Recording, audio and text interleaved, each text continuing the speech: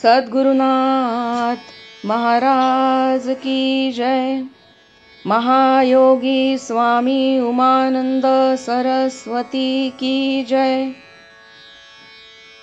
श्री गुरुगीता हा गुरुभक्ती योगाचा मंत्रराज आहे।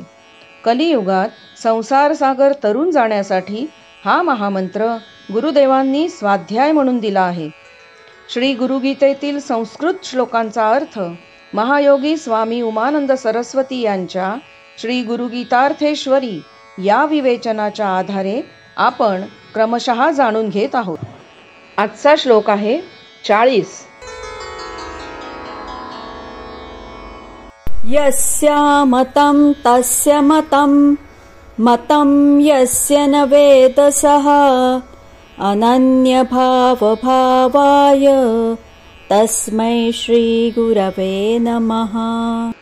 ज्याला वाटते आपल्याला ब्रह्मज्ञान झालेले नाही त्याला ते झालेले असते। ज्याला आपण ज्ञानी वाटतो तो वास्तवात अज्ञानी असतो। गुरुमध्ये भेदभाव नसतो, तो पूर्ण अभेद योगी असतो। अशा श्री गुरुला नमस्कार असो। देह मन बुद्धीच्या पार पलीकडे गेल्याशिवाय ब्रह्मज्ञान होत नाही।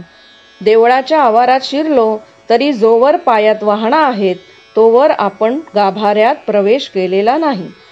मनबुद्धीशी जोवर आपण तादात्म्य पावलो आहोत तोवर ब्रह्मज्ञान होणे नाही।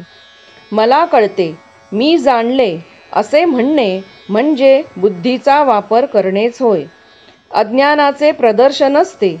ब्रह्मज्ञान झालेला देहमनबुद्धीशी तादात्म्य पावत नाही व म्हणून त्यांची पातळी सोडून उन्नत झालेला असतो। तो कोणत्या मुखाने मला ज्ञान झाले म्हणणार? भेदभाव मी तूपणा न वाटणे हीच अद्वैत बोध झाल्याची खूण। गुरुला हा अभेदयोग पूर्णतया साधलेला असतो।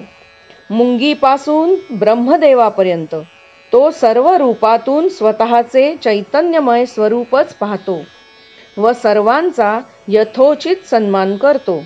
सर्वांचा सन्मान करणे, कोणालाही कधी तुच्छ न लेखणे हा सर्वोत्कृष्ट यज्ञ होय। अशा अभेद योग्याला श्री गुरुला नमस्कार असो। सद्गुरुनाथ महाराज की जय।